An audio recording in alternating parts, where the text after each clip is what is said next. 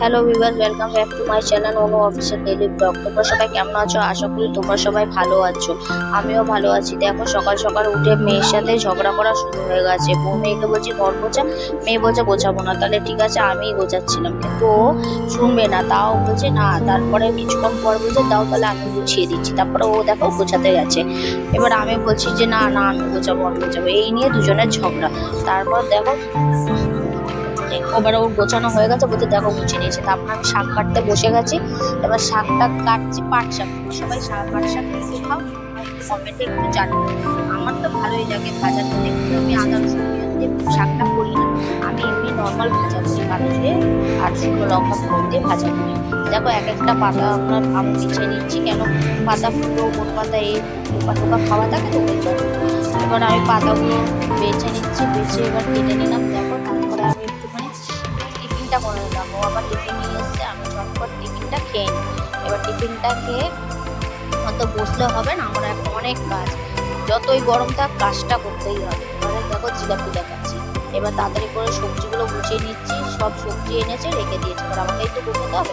এবার সব গুছিয়ে নিচ্ছে। এবার ঝটপট করে বেগুন কেটে নিলাম। বেগুন এনেছে, মাছের তেল এনেছে। এবার বেগুন দিয়ে মাছের তেল করতে হবে। মাছের তেল দিয়ে বেগুন ছাড়া উনি খাবেন না। এবার তাই জন্য আমি চটপট করে বেগুনগুলো কেটে নিচ্ছি। এবার চটপট করে বেগুনগুলো কেটে একটা বাটি আনিনি, মেয়েটাকে বলছি বাটি বাটি আনিনি, মানে ঢাকনা ছিল, ঢাকনা মধ্যে দেখো বেগুনটা কাটা হয়ে গেছে। এবার আমি ভাতটা বসিয়ে দেবো। ইন্ডাকশনটা জ্বালিয়ে দিয়েছি, কি করবো ভেবে পাচ্ছি না, ভুল ভাল ঠিক ছিল। তারপরে ভাতটা বসিয়ে দিয়েছি, দেখো ফুটটা দিয়ে দিয়েছে। এবারে আমি দেখছি ভাতটা হয়ে গেছে।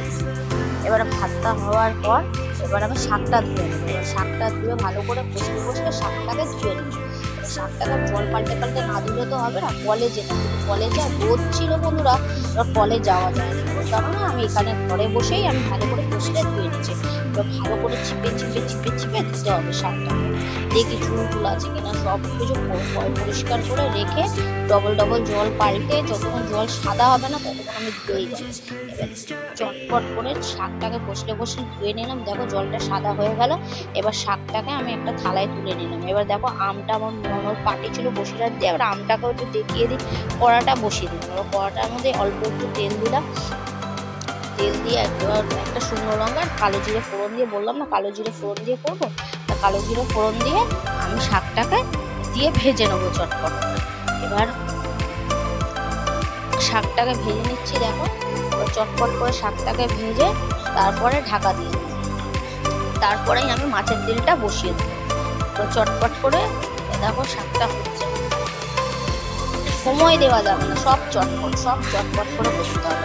যা গরম পড়ছে, না ঝড় না বৃষ্টি না কিছু, মানুষ এমনি হয়ে যাচ্ছে। তারপরে আমি বেগুনটা ভেজে নিচ্ছি। বেগুন দিয়ে যেহেতু মাছের তেলটা করবো, তাই আমি চটপট বেগুনটা করে নিচ্ছি।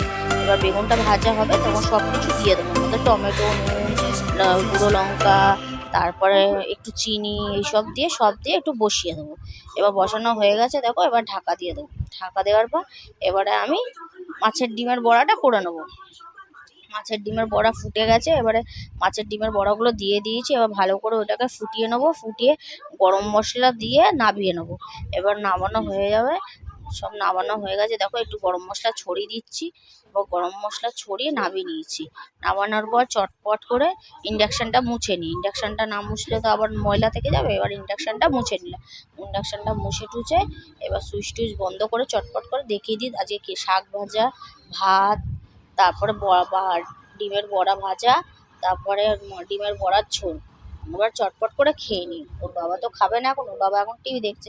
এবার আমি আর মেয়ে কি করবো, তাই ভাবছি খেয়ে নিই, অনেক বেলা হচ্ছে, তাহলে খেয়ে নিই। এবার তোমাদের যদি ভিডিওটা ভালো লাগে তাহলে লাইক কমেন্ট শেয়ার আর সাবস্ক্রাইবটা করবে। তোমরা কিন্তু ভিডিওটা দেখছো কিন্তু সাবস্ক্রাইবটা করছো না, কেন বলো তো? ভিডিওটা আমি তো নতুন এসছি ইউটিউবে, যদি ভিডিওটা একটু সাপোর্ট না করলে তাহলে আমি শিখবো কি করে? আর যদি কোনো কিছু ভুল ত্রুটি হয় তাহলে আমাকে একটু শিখিয়ে দেবে কমেন্ট করে, যে এরম এরম করলে ভালো হয়। তাই জন্যই বলছি যে আমার একটু ভিডিওটা দেখে একটু লাইক কমেন্ট শেয়ার আর সাবস্ক্রাইবটা একটু করে দিও প্লিজ। আর তো কিছু না, ফোনটা যখনই দেখো একটুখানি করে দিলেই হয়ে যায়। হ্যাঁ ঠিক আছে, তাহলে আমার ভিডিওটা এই অবধি থাকবে। হ্যাঁ দেখো একটু লেবু চিপে খাবে, লেবু চিপে খেলে ডিমের বড়ার ঝোলটা হেভি লাগে, যে কোনো ঝোল, মাছের ঝোল হোক আর যাই হোক, একটু গন্ধরাজ লেবু হলে চট করে খাওয়া হয়ে যায়। দেখো খেয়ে নিচ্ছে একদম গুছিয়ে। আমার খাওয়ার পর এবারে চটপট করে গিয়ে বাসনটা মেজে আসবো। আর তোমাদের ভিডিওটা বাড়ালাম না, চলো যাই, টাটা।